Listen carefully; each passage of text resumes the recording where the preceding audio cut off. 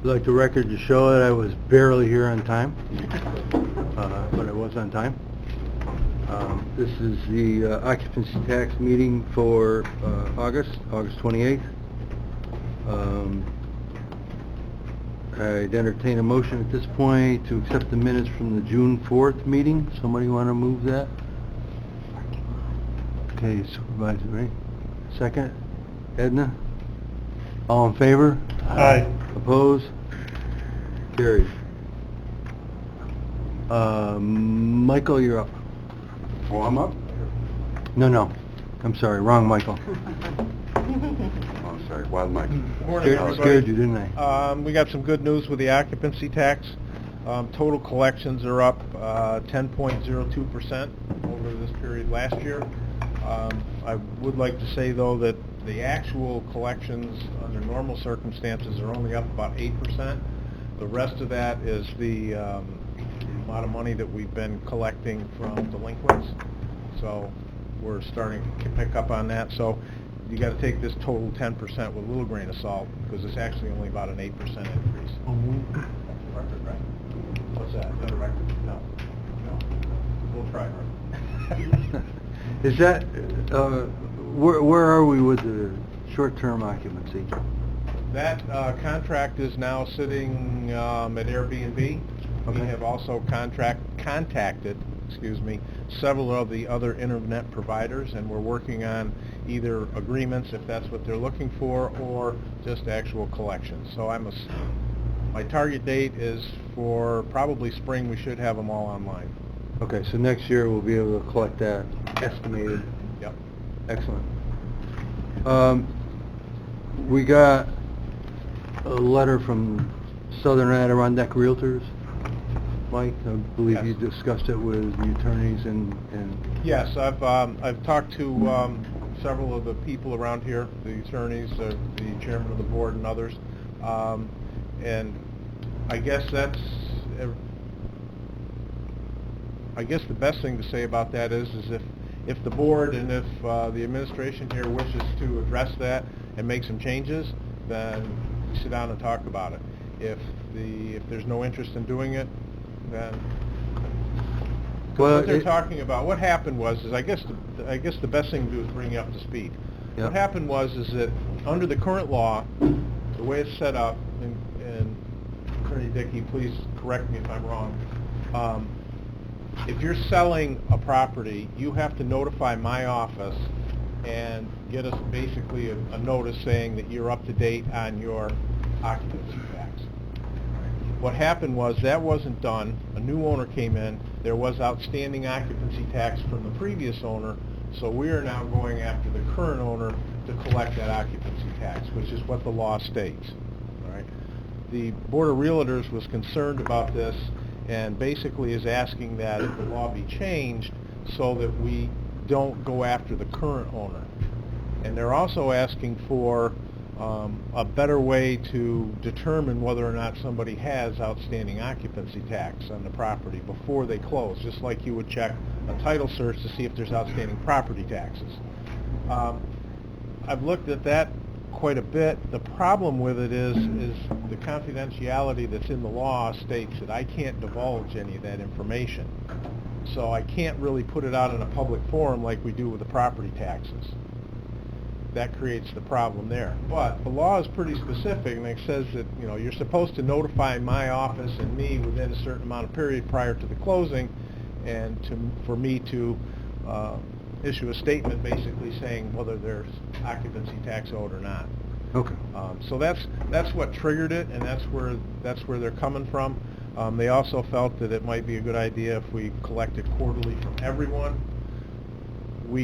Most of the people do file quarterly with us. We have some smaller properties that file annually. Some of the smaller ones file semi-annually. I would like the quarterly for everybody, and we're slowly working that into the system without trying to browbeat the properties. Okay. Thank you. Anybody have any questions for Michael? Thanks, Mike. Thank you. We have a referral from the Public Works Committee for annual user agreement with Adirondack Lime Timber to use their property. It has a hiking trail that takes them to Swede Mountain Fire Tower. And the county Yes, administrator has strong-armed it. This came up at the most recent Finance Committee meeting that we had, and they wanted to send it back. They thought the $3,000 per year was too steep to pay to allow hikers to have access to the property to use the trail and get to our fire tower. And we brought this again to, I believe we brought it to Public Works.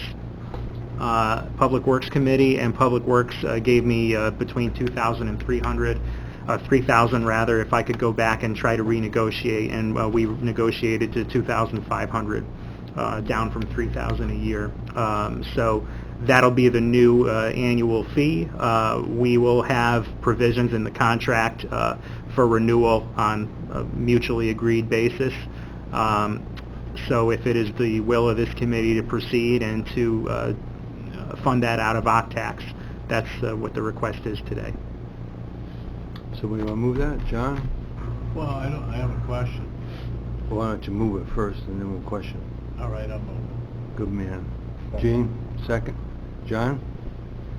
Well, and that's fine in the interim, but for the long term, why don't we take a look for the snowmobilers as well as the hikers and everybody else that uses it, maybe the bikers, for example? Why don't we purchase the easement and have a one-time easement, and if we have to use eminent domain to get the easement, because it is being used by the public? It's I raised that with Lime. It's problematic for them because they have easements already with hunters and fishers, and they will have members of the public going there during the blackout period when they're not supposed to be there. So that's why they would rather have an annual contract, so that they don't just give that away. I'm sure they enjoy the annual contract from us and from the snowmobilers. Yeah. We do have the ability not to continue it or to renegotiate it, I suppose, but that's why it's a one-year contract with renewal under the same terms by mutual agreement. What's the purpose of the blackout? It's to keep people out of there during hunting season, because hunters will use that same property. But isn't that true of all trails and the Adirondacks and so forth? I can't answer that question. I mean, Rush Pond Trail, I mean, they're hunters everywhere. I mean, that's part of the risk of hiking during hunting season, but I still think we ought to look at purchasing the easement. But nevertheless, for now, it's fine. Supervisor Leggett? Thank you, Chairman. Thank you for negotiating it down. 2,000 would have been better. I agree with Supervisor Stroud. We own the top of the mountain. We own the fire tower. And it would be in the best interest of the county to have a permanent easement to get to our property across that land. And I think that should be the direction that this board goes forward with, to obtain a permanent easement, because once we start this trail, it's not as if it's just going to be for a year or 2 years. We're looking into perpetuity for it. We have access already to the site for maintenance purposes. To construct a trail through their land for public use it's another matter, and we made the request. We went to them, and we pushed back, and this is what they're willing to offer. They can say, take a hike, and you don't have a trail. And for our own easement. And to answer Supervisor Strauss, on the Chester Challenge, we have 2 of our mountains that are closed during hunting season as well. So, protects the hikers at that point in time, create a little less conflict. So if we own the mountaintop, we must have access someplace. We do. It's a maintenance. It's not a trail. It's just for DPW to get in there. Over Lime's property? Yeah, I believe so. I think it's a service road. Okay. Well, we have a motion on the floor. Anybody have anything further? So we are trying to approve this? Approve this at $2,500 for the next year with renewal by mutual agreement under the same terms, and to have the funding come out of the OCTAX. So it'll be in next year's budget. Okay. All in favor? Aye. Opposed? Carried. Thank you. We have a resolution to advance $20,000 from one account to OCTAX. It's to pay some of the bills related to Elevate. We are funding the money to pay the bill, and as a grant comes in, we will be putting it back. So if somebody want to move that? John, second. Edna, any discussion, comments, questions? Gene? To advance them 20 grand to pay their bills? I can answer all questions. Yeah. Gina? So, when we did the MOU with the county, it was so that the grant from the state was for $166,000. We did the MOU not to exceed $200,000. And so we've already received $87,000. This makes it $107, because we had to pay the 75-25 grant from the state. So we've already paid that. This gets us to that 75%, that then we bill the state and they pay us back and we pay back the county. So it's not extra over that 100? No, it's not. That's- No. Okay.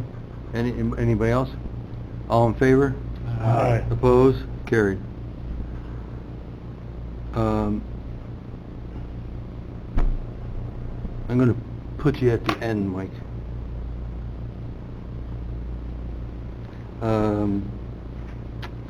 Civic Center. Ed Moore. Morning. Morning.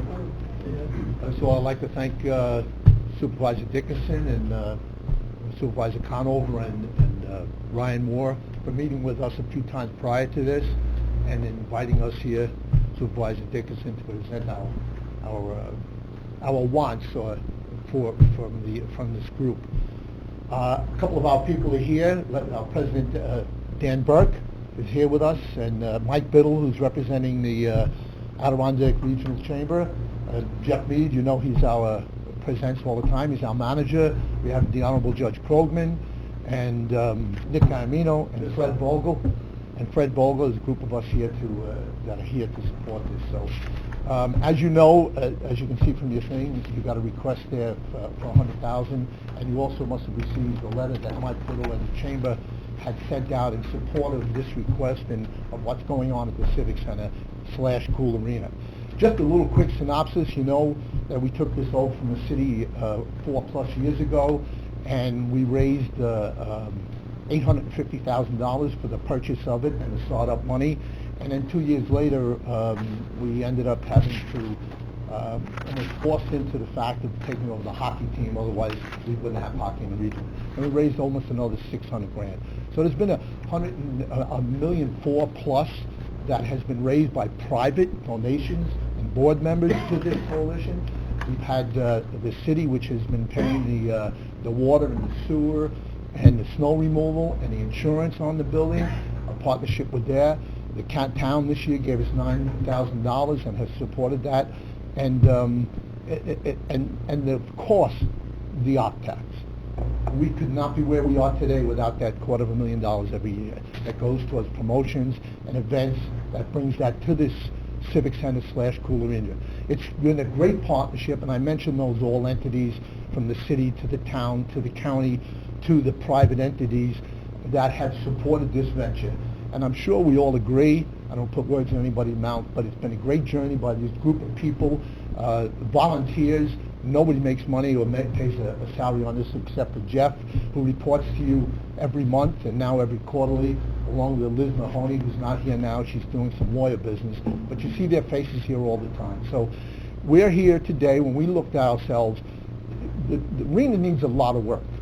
And we did about a year ago, actually when we first came on, we had Johnson Control come in and do all the mechanics and figure out, and at that time it was like $1.1 million to get it up to speed. Well, we ticked away at some of these things. We have a $74,000 a year budget for maintenance on the property, and it's just not enough to stay ahead of the storm, so to speak. And you're been presented here with a list of needs for the Civic Center, / arena of $1.3 million. You also have a want on that list of $2 million to renovate the Heritage Hall downstairs, which we feel would be a great source of revenue. But that's that. The main thing is the $1.3 million. And our concept here was, how do we get there? When we did our infrastructure thing, very much along what I understand Supervisor Conover and you group and on the board of saying, how do we take care of our towns in the future? How do we keep our heads above the water? How do we move forward as opposed to always being reactive as opposed to proactive? Well, we want to be proactive, and that's why we're here today. To not just put the dike in over there. Like I said, it's $1.3 million. Our goal was to raise $250,000.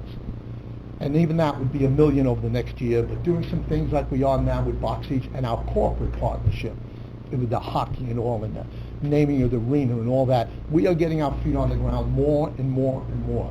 But how do we take care of that $1.3 million? We came up with this concept that we're partners, like I said, with everybody. If we can get the cool arena and $50,000 out of our $74,000 a year on that budget, be partnered with that. The city, $50,000 a year, along with the, like I say, continuing the water, the sewer, the insurance, and the snow plowing, $50,000. The city, along with us, was the first one to step up and has signed a new 5-year deal with us to lease. And remember, we always want to lease, even though we have the right to purchase at any moment, $600,000. We want to lease because we'll never get the grants. We'll never continue to get your support. So it has to be this private entity partnership. So the goal was, the city signed, you're going to get $50,000 a year starting in 20. We have our 50. The goal was to get the concept of go to the Queensbury and get 50, and then the county. And that's why we're here today, to ask for that $100,000 over the next 5 years to support that $250,000 that we believe and we know and are confident that will put us on our road to recovery. And as we build things, I have a sheet here that we're going to put some box seats in. Just met with the steel, structural steel people today. When I mean executive suites upstairs, we have one already that will generate revenue. And as we pay these bills down, we have bonds of over $400,000 in cash for the league that we had to raise through donations and monies that we made on shows and so forth. So as those things come down, we feel with this kind of support, we will really be getting our feet on the ground and make it a much better entity without not forgiving and understanding that we need grants. We would wish the government would give us another couple more million. And as we work at that and do that, we feel confident that this arena, which is let's face it, it's a great regional asset to our whole community, especially downtown, which what's going on there. And downtown is the southern part of our city, of our county. It's the southern part of our county. It's the vitality. It's where the banks are, the libraries are, the museums are. So that's our spiel. If you have any questions, we love to hear from you, but we really feel this is the way for us and our community to move forward. Does anybody have any questions for Ed? I have met with Ed in the coalition. I've also looked at his requests with Ron and some of the other people. It is a doable request. It's $100,000 for 5 years, and then it terminates. We can handle that. So the decision is up to the board whether they want to do this or not. Yes. I'm supportive of funding additional $100,000 for 5 years. I think the Cool Arena / Civic Center is a vital piece of the quality of life in Warren County. From graduations to hockey to events, I mean, I can go on and on and on, and I don't have to repeat something we all know in this room. But it is a partnership, and it is a key component of this county, and I would hate to ever see it go away. So I'm strongly in support of the county using occupancy tax because they do put heads and beds. They do put additional dollars, sales tax dollars into the city and the county. And so I'm 100%. So that's your behind motion? this. Yes, I would like to start that motion, Mr. Dickinson. Second? Any further discussions, questions, comments? Craig? Thank you, Mr. Chairman. With occupancy tax, again, get spent on events or on capital projects. And the capital, I feel, has very good return over time for these dollars that come in. So investing it into a capital project like the Civic Center is a wise use of the money over time. I think what we need to keep in mind is how much money does get distributed into capital versus annual events. Correct. Gene? Yeah, I'm really a supporter of this, but I just always like to caution, we've been on a great run for 5 or 6 years with our tax going up every year. We just got to be careful what we get ourselves into, but I think this is a great project, and I will support it. Excellent. Anybody else? Bringing matter to question, all in favor? Aye. Opposed? Carried. Good job. Welcome.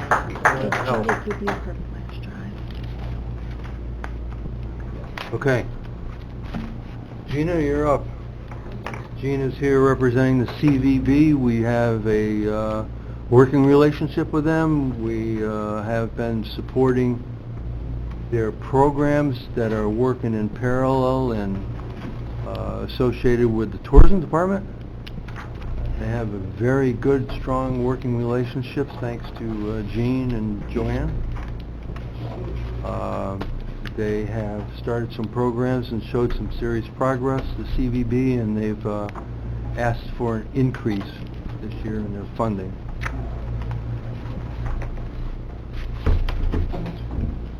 It's Peter. It's not on the agenda today. Ah.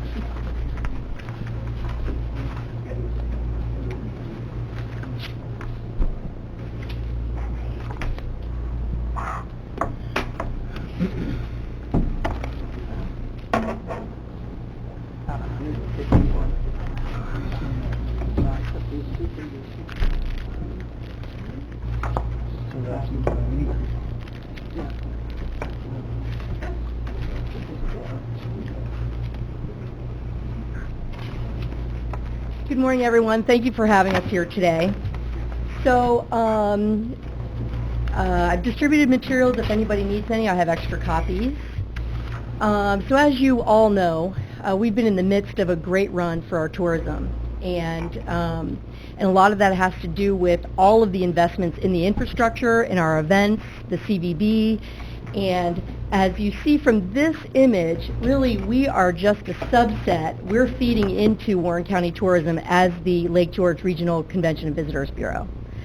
So we're part of that destination development, specifically in the meetings, conventions, sports, and special events, adding room nights, visitors, occupancy, and sales tax collection for all of our work product as contracted. We deliver unique web hits to visitlakegeorge.com as well as social media platforms, and we report all of our activities to the Tourism and Occupancy Tax Committees so that we're on the right track, so that you can see every minute of what we're doing to what our outcomes are. And those outcomes reports it's a monthly report that we do as well as quarterly for our quarterly monies. So this just kind of gives you an overview of where we are, but where we're going as I move forward. So as we've seen around the region, more than $100 million has been made in real estate investments and transactions in the region over the last 5 years.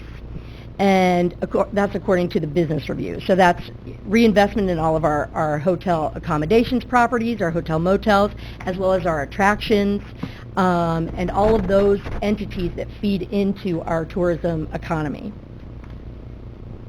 The economic benefits of our communities are significant. Even this area, we've absorbed 46,000 room nights with one property alone when you add like a Holiday Inn Express off of Exit 18. So when you look, I know that Joanne and the Warren County Tourism Office, they report our Smith Travel Research report numbers that show our occupancy, our average daily rate, what is our demand, and how are we doing in that regard. So our revenue as a hospitality community and the county has increased 3.5% over 2018 and over 8.8% over 2017, and that was just as of our June Smith Travel Research report. So that was in the first 6 months of this year. And Treasurer Swan just reported on that as well in the actual collections, so that all bodes well. And our average daily rate of rooms has grown 3% since 2017. So really, as rates have gone up, you know, we're collecting more occupancy tax as well as sales tax over time as well.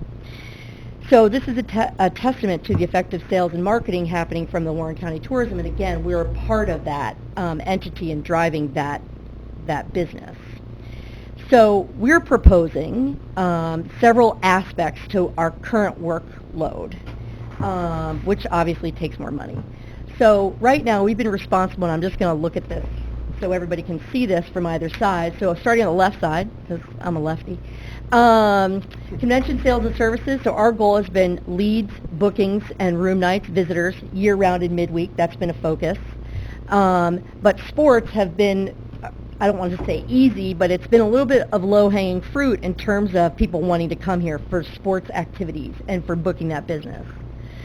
So we've also been responsible for meeting and event services, supplier referrals and leads, and somewhat of a community outreach and supplier support and meetings, and we do that monthly. We have monthly Convention and Visitors Bureau meetings. They average 15 to 20 properties, entities, to really know, to get a pulse on what's happening in the market and what needs they have from us in tourism, from us to help them help their customers and future business. We're proposing additional community development. So one of the biggest aspects, as anybody who has a business in tourism will tell you, that staffing is a huge concern. And really, it's in all businesses, but one of the aspects that we're proposing is a community development, a tourism awareness training program happening in destinations all across the country.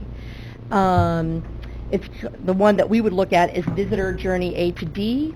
We've already met with SUNY Adirondack because they have a workforce development grant. They also would be a training collaborative partner with regard to this program. They're very excited about it because a tourism awareness program would help all of our frontline staff know the business here.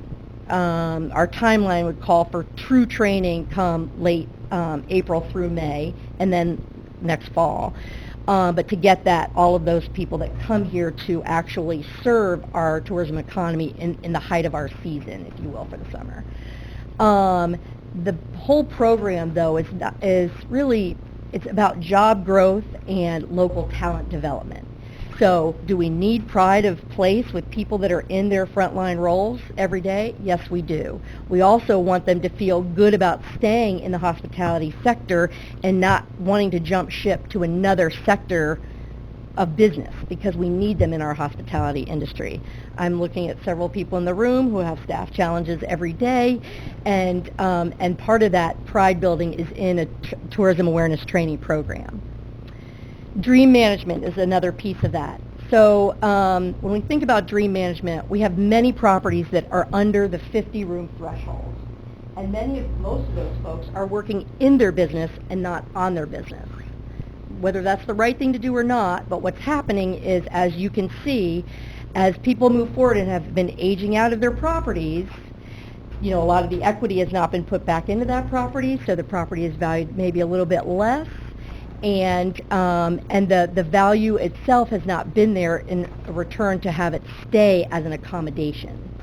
So maybe that accommodation goes away, we lose those room nights, we lose those sales tax dollars as well as that occupancy tax dollars. We may make it up in some property taxes in some way, shape, or form, but we lose other tax dollars to our community. So we want to stem that, or stop that in some ways, by working with each of those properties one-on-one. They'd have to have skin in the game, like actually work with us physically, and look at it from a yield management So those of you who are not in the hospitality industry, what we mean by yield management is many of those properties leave money on the table every day. So if you were to look at a flight today, it might cost you $500 to fly out of Albany on Southwest to go to Vegas, but tomorrow it might be $650 because Southwest has yield management tools in place to know, that seat was perishable and we want to get the most money for that. So our overnight guest room, our bed, is perishable as well every day. And we believe that our properties need help with yield management as well as marketing assistance. And the only way to do that is one-on-one. And so that's part of our what we're calling our dream management. And then lastly, under that whole piece of community development, is the Glens Falls Visitors Info Center. And while I know that the collaborative has been working on this as well, we wanted to collaborate with them. And it may be, we don't know what that looks like yet. We've just budgeted for it. It could be a static area somewhere in downtown Glens Falls that actually has information as people stay overnight at the Queensberry, or they're attending an event from out of town, either at the Hyde or at the Cool Insuring Arena or somewhere in downtown Glens Falls. We know that there is a need versus just a rack on the inside of, let's say, the shirt factory.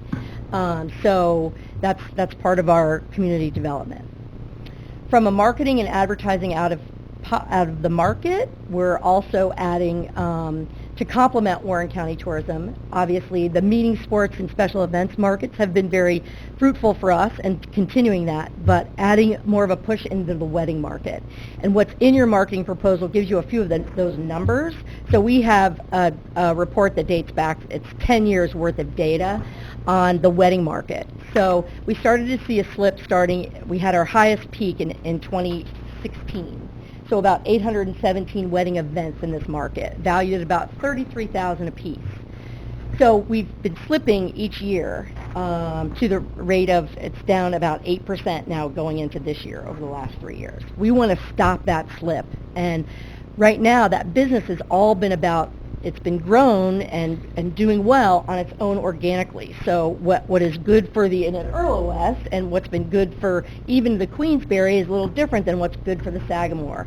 And now as we've seen the barn at Lakota Farms, now there's a barn at French Mountain, and there's other opportunities for wedding business in this market that brings visitors. They don't all stay under one roof necessarily. I mean, anybody in the hotel business will say, well, we're going to net down that room block for a wedding because they might want 50 rooms, but they're really only going to pick up 25 because people are going to stay outside of that room block. But they do stay elsewhere, and we really believe that wedding market has other tentacles. So when we help to book a wedding or help corral our partners to grow that wedding market, it also helps the average a John Carr's restaurant for a rehearsal dinner, our local florist, our photographer, our hair and makeup person, and all of the ancillary spend that comes with that wedding when it comes to a destination. So that is a big part of that. And lastly, the ramped up event visitor services. So recently, the Aurora Games were here, and event services, while a lot of events here in the market took place at the Cool Insuring Arena and at the Queensberry Hotel, oftentimes we need to have staffed and or, we'll call them volunteers, work a table, a welcome table. Now these were predominantly local folks that were here for this event, but when it comes to Federation basketball or some of the other events that go on, whether it's at the arena or at a hotel or at the Golden Goal, we need more of that event services, that boots on the ground to actually do those referrals.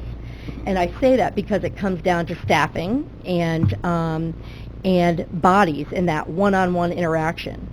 We, as the chamber, have been in the event, in the visitor services between the Adirondacks Welcome Center, the Village Information Center, and our own office every day, giving referrals on where should I go to eat, where should I go to do this. I'm only here for 2 days. What do I cram in those 2 days? So that one-on-one referrals are already happening, but when it comes to an event, we have to be at that event to actually give more of that referral time. So that's part of that. And we believe all of that feeds into our into Warren County Tourism and dovetailing into all that's happening from a brand management and an overall marketing within the Northeast, shall we say. So some other pieces that are in your here is we had proposed what we would do with additional staffing and dollars would, so if we had a goal of in 2019 to hit 36 new pieces of business books for 10,000 room nights. So as of June 30th, we were at 5,300 room nights already booked with 38,000 visitors. And we know that, this now things become fast and furious in this fall as people book things for the following year. So we're proposing that we would actually raise that again come 2020 because we're still on track to hit our numbers for this year and to grow that again. And I show that because I know what we can, only 1 1/3, or now we're at 2 1/3, but one of us is convention services where we hired an additional person this year. She came on board in mid-May, so it's hard to say in the first 90 days that role has been all about convention services. But we believe with the wedding market, to even see a 3% growth in that market would net another $1 million in some way, shape, or form to that wedding business. As well as continuing with this additional staffing. So right now, I say this because this is all in our marketing plan. So the Smurf business, that is for those of you not necessarily in the industry, that's the social, military, education, religious, and fraternal market. So it could be a religious conference, it could be Sons of Italy conference, from a fraternal, could be the Elks, that sort of thing. So this year, our current booked, pending, or lost business is right around 8,700 attendees and 10,000 room nights, and forecasting probably 12,000 attendees and 14,000 room nights. So I say that because right now, Kristen, our sales director, she is at a conference where she meets folks in that world of that Smurf business, what we call. 2 weeks ago, she was at a conference specifically in the reunion market, and not necessarily family reunions, but in the military reunion. So between the fort, that we become the hub and spoke between here and Saratoga Battleground and Fort Ticonderoga, we're sitting as the perfect spot for that hub and spoke. So that is a big part of our push with additional staffing, as well as corporate sales. So the corporate market, we're sitting, an hour away from Albany, and, we're all competing for that corporate business, but we know that is a lucrative market. While they don't put as many heads in the beds, because usually it's 1-to-1, the corporate comes and they're not bringing their whole family, they're coming on a business trip, but their spend is more. So that is the type of person or that organization comes here and can afford to come here in August for, a golf midweek event and a board meeting and everything from staying at the Sagamore to a dinner at the Lake George Club to renting a boat for fun for their 20 folks. Unlike, a fraternal group, they're not doing all of those things at that level of a spend, if that makes sense. So the last couple things were our closer collaboration with Warren County Tourism. We budgeted for website upgrades to their website because that's where we feed, and as you know, we're only as good as what's that front face to our market, and we've been feeding everything to the visitlakegeorge.com/meetings. So we have some tweaks to that, and that costs money, so that's in there as well. We've been in discussions with Mannix Marketing to talk about for all of us to come to the table. As you might know, the value of LakeGeorge.com, GlensFalls.com is owned by Mannix Marketing. Warren County Tourism is keeping their calendar of events, as well as the Chamber. So we've got all of our partners feeding into 3 different areas. One thing for us to look at in the future, and it would take some skin in the game and some partnership and collaboration for us all to get on the same platform. So if I am Americade and I'm feeding it into one spot, we're out there everywhere. And not trying to beat each other by putting additional dollars to beat somebody with regard to where they pop up in Google. Does that make sense to everybody? Okay, just want to... So right now, Saratoga has done it very successfully, and it took them a while to get their sea legs. I'll be honest, in talking to the Convention and Visitors Bureau, the Chamber, and now Skidmore is going to feed in their calendar to that. It takes an API, for those of you in the web world would understand that. I get it a little bit, I understand. But so that would be something that we would really need to come to the table with and understand some long-term commitments that Warren County Tourism has versus, us all coming together that would benefit our whole community. Another piece for us to look at would be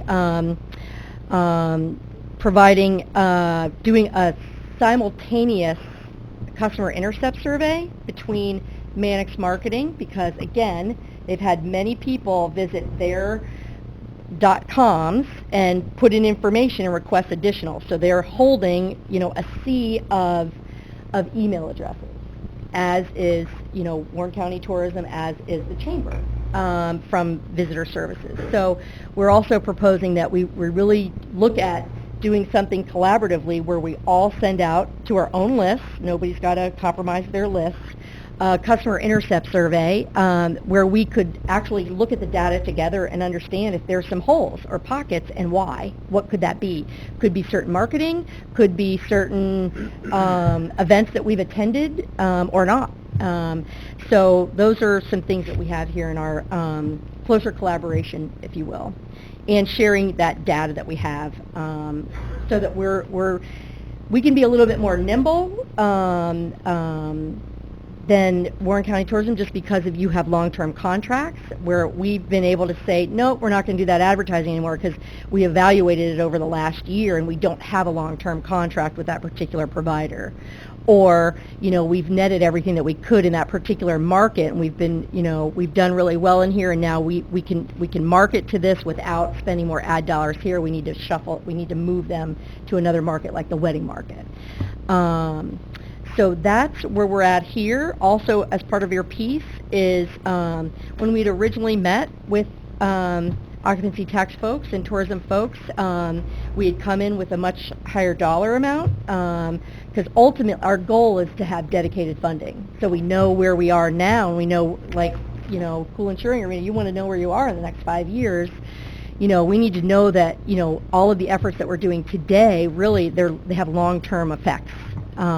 So that would be our ultimate goal someday, is to have dedicated funding sooner rather than later. But there is also a promotional timeline here that shows what markets we would be in and where and when, because to actually put together our budget, we needed to look at costs for each item. What does it cost us to attend? What does it cost us to, to get there? And what would be our net for that? So all of that is broken down as well in our timeline. And then budget overview is there as well. Take a deep breath. That was great. Does anybody have any questions for Gina before I start running my mouth? We just have one, Mr. Chairman. Thank you. Ben. Great information, Gina. Just one of the comments that you made kind of hit a nerve with me, and that was the situation with staffing. And it doesn't really, it may not relate to your request, but when I moved up here 33 years ago, tourism up at SUNY Adirondack, or ACC at the time, was a big program, and we've got our meeting with them tomorrow. But I just wonder, is it still a vibrant program up at the college, and if so, does CVB and tourism work cooperatively with them to develop the type of trainings and classes that are essential to provide skilled individuals to work in the industry? So there's what we're proposing and what you're referring to are two different things. Right. Yeah. So right now, the hospitality program, some of that has waned. Cooking and culinary is very big because Sure. of all the Food Network shows, as attests to the investments and the new programs downtown. But what we're proposing is a workforce development program, so it's completely different than the actual classroom that they currently do. They had put out an ask, which they've been trying to come up with a program that actually addresses more of a community need versus a campus need. So this is really outside, off campus.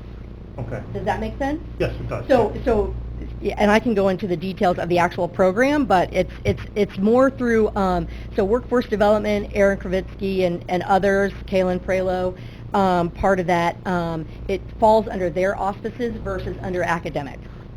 Okay. We can talk a little bit Yeah. more about that. Thanks. Michael? Mr. Chairman, thank you. I'm not on the committee, but I do appreciate the opportunity to ask a question or two to Gina. One is was a comment of support. I'd love to see metrics, and you've put the metrics in here of what you did in 18, 19, and proposing for 20. Yes. It makes it easy for me as a member of the board to evaluate whether or not continuation of funding is something that should happen. And I'm a huge proponent of that. We'll see about that a little bit later. But I do have one question and a concern. You mentioned about compromised email lists. If we're all working together, why don't we just pull back and Well, have- there's legal things. There comes to, so right now, if you join an email list, you opt into that. But that doesn't mean that that company or me or anybody who you've opted into is allowed to share that with others. So for instance, Warren County Tourism, people have opted in to receive information from them and from them only. They can't just give those email addresses to us to use in any way that we choose. So does that make sense? Kind of, but couldn't that be part of terms and conditions? That would be future, something for us to look at. But there's different, there's legal ramifications now, and privacy acts are getting more and more private. And, I know in my former job, we used an old list, and we got spammed out of using our constant contact, and it took us 9 months to clean it up because we had one complaint. So, so now we're all on edge with how to use our lists and using them appropriately and not get any legal entanglements. Anybody else on the committee have any questions for? I don't have a Gene? question, but Yeah. that's a great answer what you gave, because we found when somebody wants to come to one place and they get 20 invitations from other places, they opt out of the one place to start it with. Yeah. So it does cut down on some of the people, because a lot of people don't want to get mail for 10 straight days from 100 different places. Maybe it's changing, but back then, about 5 years ago, that happened. So we lost a lot of people on our site. They just opt out of it. When we try to find out why, it's just, you can't give out email addresses to other strangers. It's getting to be worse now. Claudia, do you have Add something? to that. Thank you. I'm not on the committee, so I don't always get the reports, and I don't have the information that you put out, and it wasn't in the agenda. So anyway, I'd like some time to digest that myself. And also, hearing how the CBD will dovetail, and does already, I think that's great. Just my concern is making sure that we don't duplicate services, and that we really are working together collaboratively with not just tourism, but like you said, the collaborative and the bid and other entities that are around. I just don't want to have another layer of bureaucracy. Right, that's why I added kept to this up here, just for everybody's edification. So these are all aspects that Warren County Tourism does not, it's not in their wheelhouse currently. Even the Tourism Awareness Program, I came to Joanne a year ago about that, said no, that's not something that we could do. Our business community has said we really need something like that. We need pride of our staffing. We need to keep those staffing and have them, it could enhance their skills. So everything that's here are things that don't happen there, but happen with all of our competitors that are, let's say, around the state or in the Northeast, that fall under the auspices of scope of work of a Convention and Visitors Bureau. And I certainly appreciate what you're saying about the CBDs being more nimble than the county. That's something that would be a big benefit, to have another entity out there that could move more quickly. So I'd just like to hear what our county tourism department thinks of the whole meshing, and be able to digest it a little bit more. Well, as I opened up the conversation on this, they've worked together very well. Joanne and Gene have established a working relationship. Gene's been on board to referee And that's a primary concern of everybody involved here, is that we don't duplicate some effort and pay twice for it when we only need to do it once. So that's a top priority, and so far we've done very well with that. Gina's done an excellent job, as you can see on the board, delineating what they are working on compared to what tourism is working on. Now, some of those things do overlap a little bit, so they often meet and discuss those issues, and one gains from the other and vice versa. It's a very good working relationship. We gave the CVB a $400,000 performance contract last year. Said, here's $400,000, show us what you can do. And this is what they've come back with. They've had an excellent year. They're filling some of the vacancies that we weren't doing before, and they're intending to do more, and that's why hopefully we will increase that amount this year in our budget. I can see a hand. Chairman Gonover? I think the emphasis on the labor side is really needed. I'm hearing across the board difficulty finding people. Just to give you an idea, now this may seem like a minor thing, the difficulty we're having getting lifeguards. The back to school is in motion, back to college is in motion. Demographics, whatever you want to pinpoint. And, we manage two of the top three water destinations. He needs one of these. Destinations on Lake Tourist. He needs one of these packets. And I know other communities are having difficulty increasingly during not just around Labor Day, but now pushing back into August. And so I think we need to apply some thinking outside the box. We're doing some extra advertising, actually contact the other people that have guards and register, but they need guards during that period as well. This is one small example across a much bigger spectrum of the need to difficulty of finding training.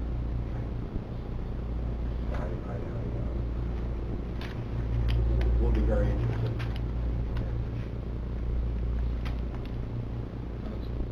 Yes. Just to Frank. amplify that, I think, we usually think of it in the context of a firefight. We need people, we need them now, beginning of the season, behind them before college students are available. Now you're scrambling, trying to catch it at the back end as they're heading back to school. The other thing to think about is tourism provides the opportunity for year-round employment in this community. So kids that go to school here have an opportunity to step into a professional role that will keep them here. And we certainly have the rooms and the opportunity here in this market. So although sometimes we think of employment as an emergency need, it's also an opportunity to try to stem the exit, let's say, of younger individuals in the community. Excellent point. Anybody else have anything? Joanne? I would just say that Gina is correct in that the tourism department is that overall brand awareness, and when you look at her diagram, she's more boots on the ground and sales and, attracting those events and conferences here. But the area that we're not covering right now, and we do not as the tourism department, is that a little bit more of the community development. But I think that that's an area where we can work together. We have some resources that they may not, and vice versa. So I think when we look at that diagram, tourism can work. I mean, we do overall, but specifically on that development area. Excellent. Craig? Yeah, thank you, Mr. Chairman. Gina, very good presentation. Thank you for laying out everything that's planned and put out here. But, Mr. Chairman, what are we to make a decision today on the budget request? I would like some input from the committee on this request, because we need to do the budget. They've requested an additional $150,000. We have the ability to pay that. And one of the things we have, of course, is increase in the occupancy tax from short-term rentals. So the money's there and it's available, and they've done a great job. I would like to keep this thing moving. And this would not adversely impact anything else we have going on with our occupancy tax? No. Because Not one at thing this that would point, help is to really see where we are at with all the occupancy tax and where the pools of money and where it goes. But This coming year, this is a sidelight to where we are. This coming year, we need to have some conversation about where we're going with OCTAX in general, the overall program. Lake George, we no longer have applications for $1,200, $1,500, $1,800. Very few of them. We get big applications, and they're big events. Some of the entertainer groups have turned their one show a summer into 5 shows. So now they're, I had a conversation yesterday with one of them. He didn't want to do 5 applications. He wanted to come in as himself and say, I'm going to do these 5 events and I need X number of dollars. So the whole thing is changing. We need to get a handle on it and make sure we put our money where it's best spent. But at this point right here, we're good. We're good to go. We're on safe ground. We normally do a extension of our budget out into the future to make sure that we don't mismanage it and or run out of money. We will be doing that again this year. And is this are we committing to a five-year time? There was a... It's a 1-year performance contract. Okay. Right, just like we did last year. Thank you. Yep. Yes. Hi, Michael Biddle with the Adirondack Regional Chamber. I'm here for 2 reasons. One, which you already addressed, and that's cool and sharing arena. I'm also here on behalf of the Lake George Regional Chamber, and what a great job Gina and her team do focusing on all the things that Gina outlined today. I'd really encourage the full board at Warren County to go forward with this budget request. She not only and her team not only do great things for Lake George, but for this whole region. She works very well with me and my team at the Adirondack Regional Chamber, where we concentrate on business, manufacturing, and other business type entities. We parallel together very, very well. We partner with each other where we need to. And as far as speaking on behalf of the Adirondack Regional Chamber and our 768 business members, we fully support this presentation by Ms. Gina Mincer and the Lake George Regional Chamber. Thank you very much, Mike. Appreciate it.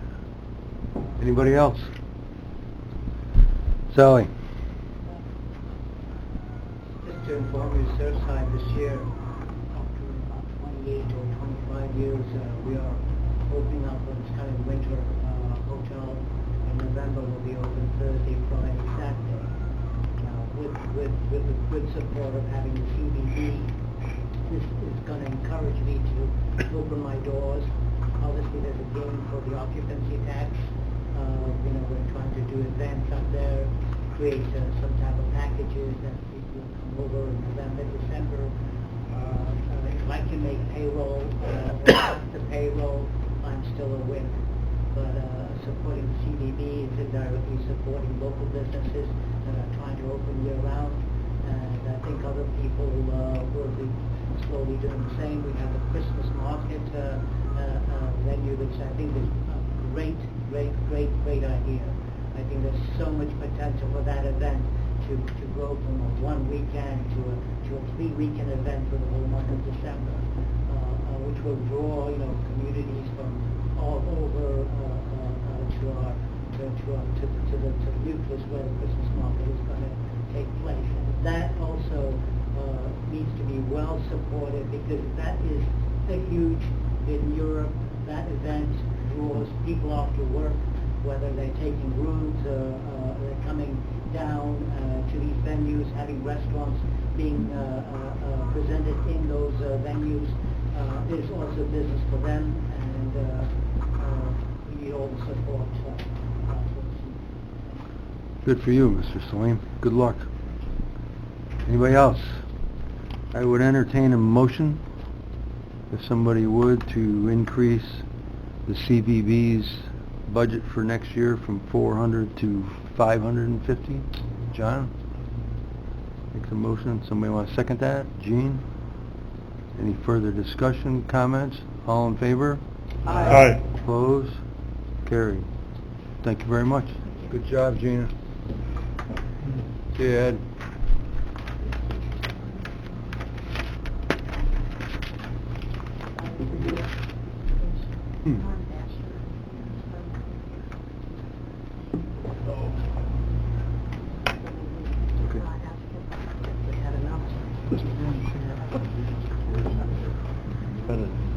They first want Sorry.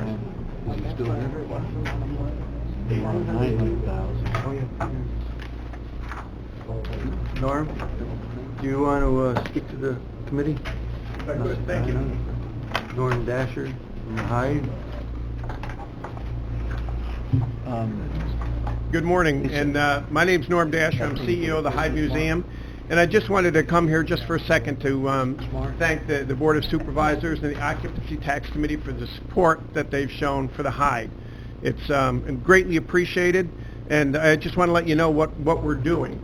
Our goal, our focus is to expand the footprint or the catchment area of the Hyde. In other words, the range of where people come to visit us. We're really trying to expand that catchment area, while at the same time making sure we continue to meet the needs of our local community.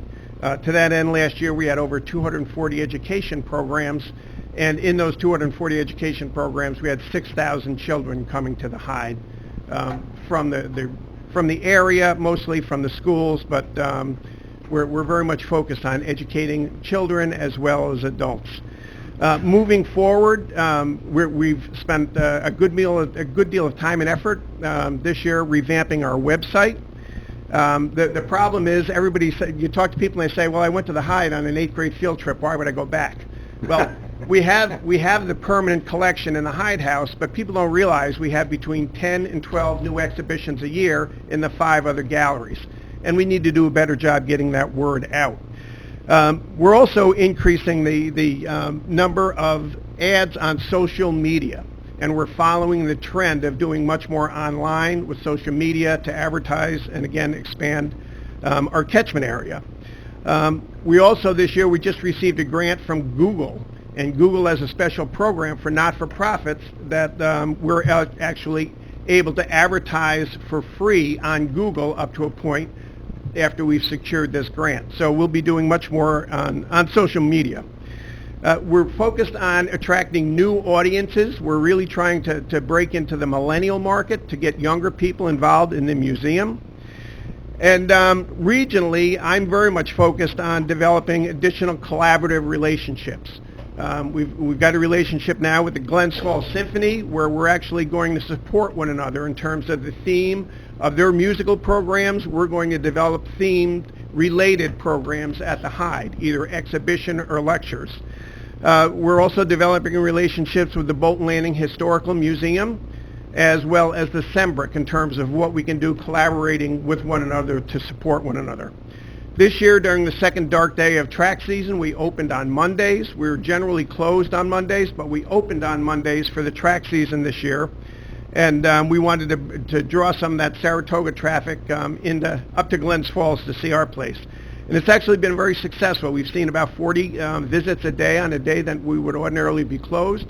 We also developed a shuttle service with the Adelphi Hotel and an automobile group, the Albany Automobile Group, who provided transportation from the Adelphi up to the Hyde on Mondays, 2 trips a day in order to bring those visitors up to our area. As we look at our schedule, we actually plan our exhibitions out about 3 years, but one of the things we're focusing on, for example, our next big show is Picasso coming up this fall, which is a wonderful show. But we also we don't want to lose track of the regional interest in the Adirondacks and Lake George, in things that specifically relate to this region that are always of interest of people. So we're looking at that. We are always looking for new partnerships. One of the things that we have at the Hyde that a lot of people don't know, we have an auditorium that seats 144 people with a stage. And we want to have more performances there. And we would like to invite anyone that has ideas for things that would be a good use of that space to please give us a call, because it's a great facility. 70% of our budget comes from grants, fundraising, gifts, foundation sponsorship, so the support of Warren County, the board, and as well as the Occupancy Tax Committee is really greatly appreciated. One of our properties, as you know, we have three houses on our property. One of them is actually a vacant property that has been undeveloped, the Hoops House. And we're looking for options of what to do with that building. It's not really going to make a good gallery space for us because in order to have a gallery, the HVAC requirements for humidity and temperature control are remarkably expensive. It's probably like running a hockey rink. It's just unbelievable what you have to do to control the temperature. But it might be a good coffee shop. It might be a good little visitor center. It might be an opportunity for a store. If there's someone in the community that has an idea that maybe we could work together, might be a nice B&B, I'm not sure. We are open to all ideas to help us develop that Hoops House on our property. So if you have an idea, I'd love to hear from you. We are open. We want to hear your suggestions. We want to hear from things that you have on your mind that you think would help us enhance our value to the community as well as to help us grow. So my name's Norm Dasher. My email address is norm@hydecollection. Any ideas you have, I'd love to hear from you, but most of all, I'm here today to say thank you for your support of the Hyde Collection. Thank you very much. Thank you very much, Norm. We really appreciate the Hyde being here, and it is a great asset to the community. Thank you. And we're more than happy to support it. Anybody else? Going once, going twice? Michael?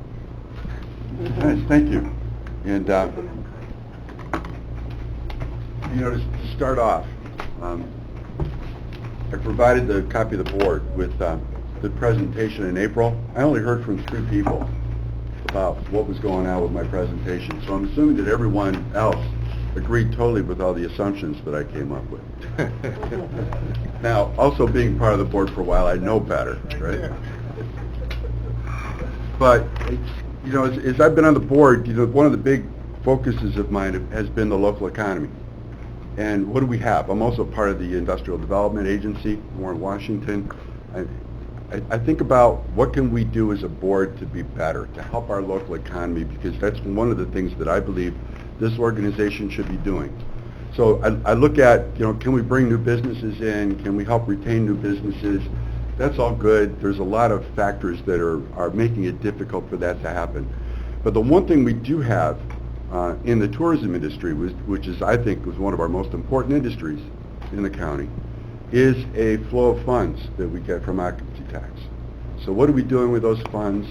Are we getting the right return on investment? Those are some of the questions that I asked. So as I go through this, you guys interrupt me. Dennis, how much time do you think I should have? 2 minutes, 3 minutes? 2 minutes. That's kind of what I figured. But, oh, wrong button. So, just a little more background. There's a lot of data that's in here. You're going to see some charts. I have to thank our tourism team.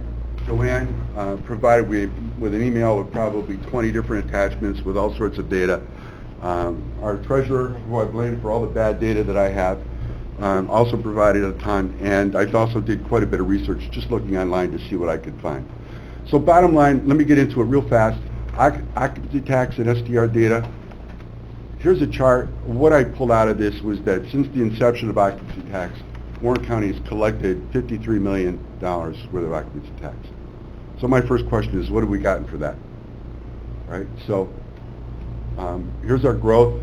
When we talk about the metrics associated with occupancy tax and tourism, one of the things I heard is the growth of occupancy tax is great. That's our metric, right? We're still growing, which we are, right? But the question is, how well are we growing? And what's the effect of this? So, and you guys, if you're looking at old presentations, this has changed just a little bit. But bottom line, there's been some good years and bad years. The recession hurt us in 2009-10. But, we're still improving. So the question is, how well are we improving, right? With $50-some million worth of occupancy tax money, what have we gotten for it? So here's a look. This chart just kind of goes the year-over-year change of occupancy tax. And again, it shows some good years, some bad years. There's OCTAX revenue, there's STR data there that talks about the demand and rates. But I think what was most important for me is when I took this data and looked at it a little differently, which is the year-over-year trend and how it accumulates from one year to the next. So if we gain 3 years one year and 3 years the next year, basically that would show a 6% improvement, right? So this is the trend lines. And what I took out of that was that, yes, occupancy tax is increasing, but are we really driving the demand like we're supposed to be driving?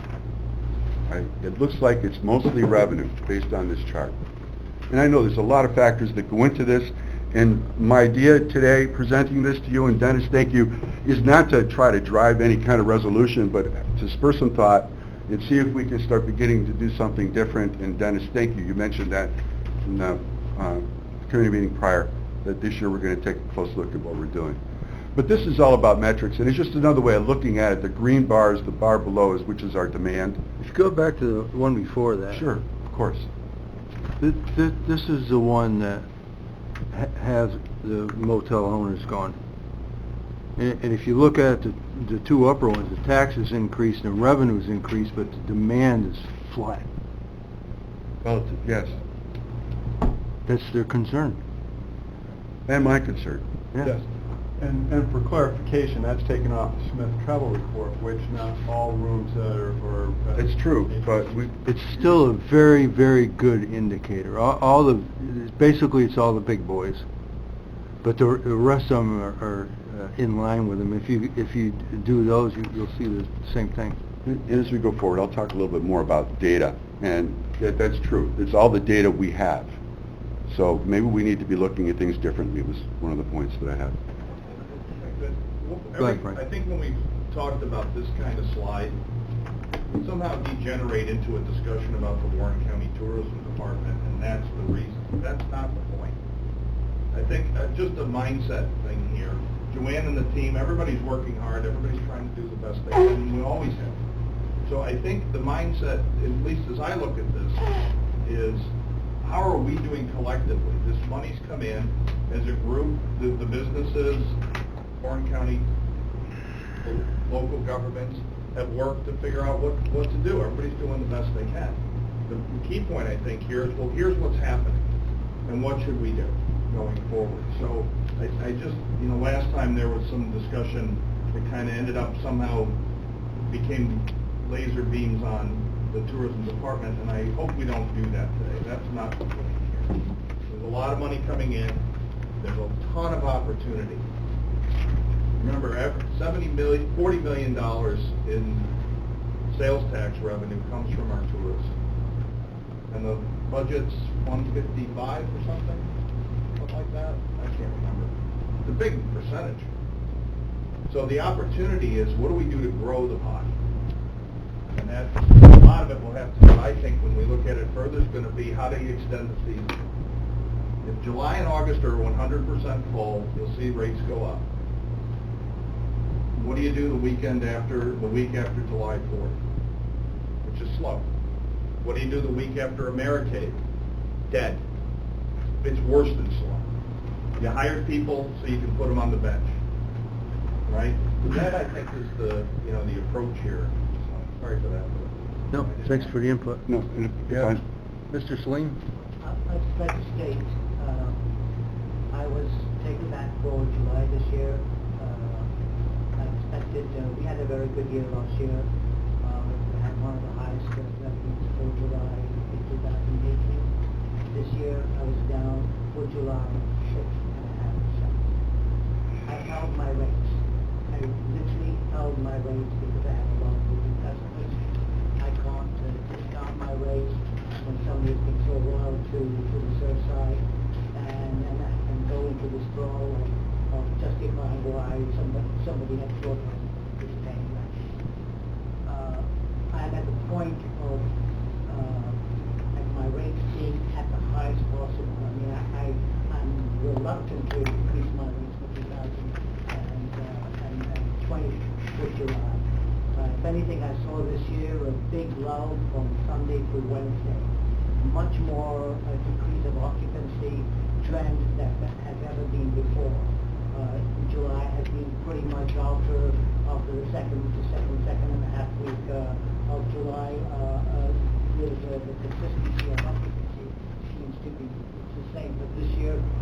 the way to the end of July, the trend was Sunday, Monday, Tuesday, Wednesday was down. And we offer a lot of amenities. I mean, I don't want to go in a war or crisis, I mean, if that was the case, yes, with all the amenities we have, yes, I could easily fill up the success side. But my rates would be much more. So we try to offer more amenities and services in order for us to hold our rates. And the higher we hold our rates, obviously, the more occupancy tax is generated. I just think you should be aware that by July, August, we have some steps. Despite that we had 2 days of Labor Day in September in 2018, this year we have 2 days in August. So, some people are going to see September being a little bit down, unless they have special events happening. So, if people are up in August this year, it's because we have 2 Labor Days in An extra weekend, basically, in August this year. Right. So thanks, Dan. So I'm going to keep on moving. This is basically the same chart, but instead of a line graph, it's bar graphs. It just kind of makes it a little bit different look at the same data. I don't know what the heck I was doing here. Excuse me. But yeah, I've been working at this for a couple of days and still trying to figure it out. But is the occupancy tax revenue the right metric? And I'm going to give a couple of kudos here. One to Joanne, because I went out and the last time I had discussions about this, I started asking individuals, I said, what's the top line goal? What's the most important thing to our tourism industry? And Joanne surprised me, and she was right with it. She said visitors. It's more than occupancy tax. And this chart from the state that talks about the economic impact of tourism backs that up.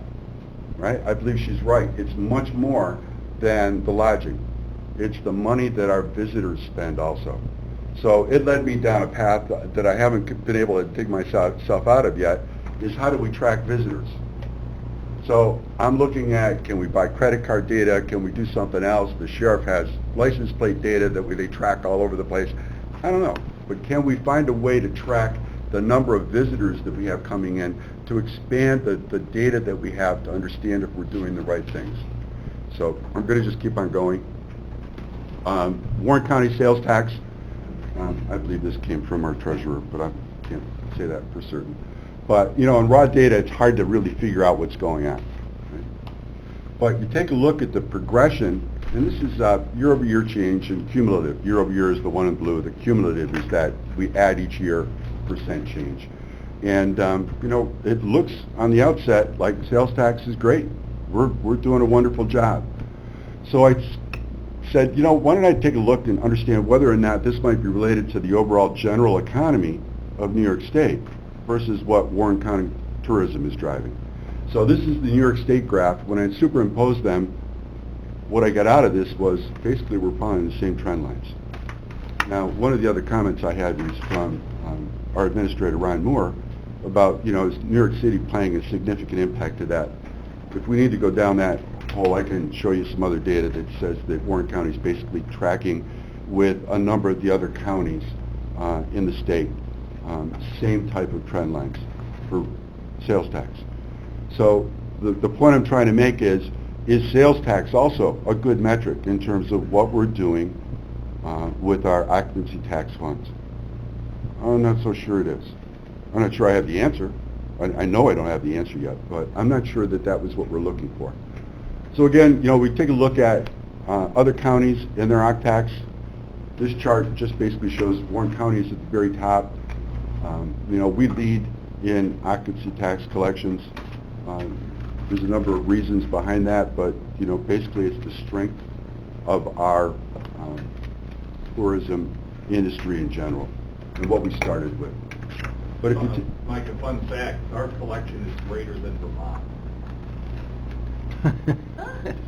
It's nearly Rhode Island. Interesting. There is a ton of, this is an engine. It will regenerate itself. More people come, they put money in the hopper, 4% of it comes out in the form of occupancy tax, which is the fuel. 7% comes out over and over and over in terms of sales tax. They go restaurant, they have a beer, they go to Cool and Cheering, they go to the Hyde. Whatever they do, they're spending money and it's generating local sales tax. It's just sitting there. So again, I like to look at trends and year-over-year change, and Warren County is that brownish, orangish line that's kind of towards the bottom. This is the trend of our percentage gain. And Lisa Grant from our tours department said, well, Mike, it's hard for us to increase 30% our rate because of just the volume that we have. And if you drive around here in July and August, as locals, we might, complain a little bit and grumble because we can't get to wherever we want to go because the traffic is so big, and it's another indicator of what we have going on here in July and August, right? We're solid. But again, are we doing the right things with the money? Are there things that we can improve? Those are my questions. And again, I don't have the answer, but other counties are starting to catch up, was the message there. So, the whole thought was, what kind of changes can we do, if anything?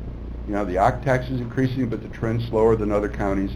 Sales tax is increasing, but it parallels basically the general economy. Is it time for a new look at how we're investing? It's $4 million a year, right? I'm not going to sit and say that the Civic Center isn't a good idea. The Civic Center is an asset. I want to make sure that they're moving in the right direction and delivering on their promises, which is metrics, right? But are we in need of a stronger public-private partnership to make this happen? I think we do. I think we need to have a think tank, Dennis. You mentioned about doing this. I know I'm on the committee. Hopefully I can participate. But I really believe that there's opportunities that we're missing. And that was the basic message. I can go back, and I think Gene mentioned about camping. I think it was at the board meeting. This isn't in your packet, but I looked at the New York State campground data, and I know it's tough to see, but on the far right, basically 16 to 18, there was a reduction in 7,000 or 11,000 plus nights that were booked. So, we look at other data, and we say we don't filter things in. This is one we probably didn't want to filter into our overall. One thing to remember, campgrounds are exempt from the occupancy tax. They do not collect it. So if they were running at 130% occupancy, it wouldn't matter the occupancy tax. It would matter the sales tax. But does the visitors, right? Yeah, Visitors are important. The visitor counts are real. But just against how do you drive a 4.3 number to 5.3, you can't drive just today. So just a couple more real fast. Thanks, Dennis. I looked at, and this took me forever, to try to find out what the county sales taxes were year over year. And I found this basically on one of the New York State websites. And this is basically that additive, cumulative year-over-year change of sales tax. Warren County is here in the black, right? There's other counties, Hugo County, Fulton County, Montgomery, Cayuga, Chemung, Ontario, some of the Finger Lakes, Essex, Saratoga. They're all in there. They're all basically following the same trend. Right? So, it just leads me to the question again, what are we really doing? How are we making a difference? So then one of the things nice about Excel is you can do a trend line. So you take all this wavy data and say, give me a trend line. And I don't know the mathematics behind it, guys, but that's the line. Warren County, we're in the dark black dotted line. We're starting off a little bit slower, but our progression is basically parallel to the rest of the county's economy. So, that's about it. That's the last slide I had. Thank you, Mr. Chairman, Anybody for have giving any me the chance to speak questions about for this. And I have a question and an observation. The question might be a stupid one. I just don't know enough about the demand reports. But do we have demand figures from before 2004 to see what it was like before we had the occ tax and what it's been like after we've made the investment with the I'd occ have to tax? refer to Joanne, but I don't want any more That's data. as far as 2003. It's okay. Historically, we could purchase those, but that's as far back as that goes. And the observation I had was on the Warren County trend line lagging. We can do a deeper dive into this to see if there's any peculiarities in the counties. The only county other than Warren that I'm familiar with is Saratoga, and I can tell you that the reason why it looks like they're growing faster is hotel construction in Saratoga Springs. Saratoga County is 1% across the county. It's 6% in Saratoga Springs. So when they add hotel rooms in Saratoga Springs, it'll have that effect. And, just to expand on that, there's counties that have had increases in their sales tax rates that have happened over this time frame. And I tried to factor that in, and to be honest, it was blowing my mind. There was too much. So I just tried to stay at the, 50,000 feet level and see what we can see. Well, thank you. John, is that you, John? Mike, thank you very much for doing that. Over the 20 years I've been involved with tourism in Warren County, we spend like, $50,000 for a study to get this data. So thank you. You've earned your salary for the year, so I appreciate it. For me personally, got a raise. Yeah, I'm in the food and beverage sector. I employ about 120 people. What they made last week versus this week, they made half as much money this week as they did last. So it's very important to me, if I'm going to retain great people, that they make a good living and they can pay their mortgages and they can do all that. And I think it's important that on a county-wide basis, everyone recognizes, I'm in Lake George, my employees are from Hudson Falls, Glens Falls, Thurman, Warrensburg, Goldland. They are not living in a little town of 3,800 people. So, keep a big county-wide view of this. This last slide to me is very significant because the one line that's out of line with it is what's happening in Essex. And to your point, Mike, of what do you do next, I think we should, as a county and as supervisors and business owners, really aggressively dig into what happened during this period in Essex County and see what really drove that business. I go to Lake Placid, we all do. Drive down, I want hiking trails. DEC has a problem with overcrowding on hiking trails. Great. You just drove by Lake George in Warren County, stop here, don't go to Lake Placid. I think there's a great opportunity. And I also, quite honestly, everyone asks me to advertise in summer months. I do very little advertising. I don't do any coupons. July, August, I'm booked. I don't want any more business. It's crazy enough. November, December, January, February, critical time for myself and my staff. And I think we have an obligation, not just to business owners or octacs or hotel owners or visitors, but to employees during those time periods. And I think your point, Mike, what are we really doing here with $53 million that we spent in the last decade or so? What are we going to do to invest that money back in? I believe strongly a public, private group of people meeting on friendly terms to get together, not to criticize this department or that department, but let's meet and figure out a strategy. We have a ton of money here. We have more money in the state of Vermont and Rhode Island. Let's figure out how we're going to spend that wisely with not one-year plans, but multiple-year plans to create the best tourism workforce we can that's also being utilized at full capacity year-round. We're busy in the summer. We have ski areas. We have so many assets. How do we grow that? I strongly recommend that this county look at getting 15 people in a room and once a month and really work together. Business owners, employees, ACC, some supervisors, really make an investment in time and how we're going to spend that money wisely. A lot of good intentions for the last 20 years that I've seen, at least everybody. Now we've got a lot of money to spend, and it's a competitive market. How do we really grow? And it isn't just our tax. It isn't just sales tax. You've all heard me say, if you look at those numbers and factor out inflation, it's flat. Because that's really what you're looking at is inflation. And you take out inflation, and nothing's really happened with that kind of investment. So that's my 2 cents. I think that a pretty aggressive workshop format to really plan the next 5 to 10 years. Thank you, John. And Dennis, if I just one more, I skipped over this, but I took the STR data and I grouped from 2012 to 2018 all the January numbers together and all the February and March, and that's where those groupings go across the horizontal axis, right? And what I was looking for is, where are we gaining, over the years? And it looks like September and October are giving us some good hits, and maybe even a little bit in November. But there's opportunity in the shoulder season from what I saw here. So how do we do that? I'm not really sure, but there's definitely opportunities.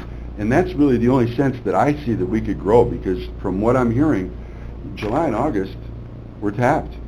I was at a CVB meeting with Gina a few months ago, and I remember the conversations where, you know, we have these opportunities, but nobody has the rooms, right? Because they're booking them when we're full. So, you know, that's frustrating from, I'm sure, the business community. Andrea? Weighing in from the North Country here. Very interesting conversation that you're completely tapped. What I'm hearing from my town is we're dying. We're dying up here. You could shoot a cannon down Main Street in North Green. So I think, again, we need to look at this regionally. You know, if we're not seeing the whole county, we're not investing in the whole county. Thank you. I entertain a motion to adjourn. Jean, Edna, all in favor? Opposed? So quiet, everybody agrees with you. Thank you, Michael.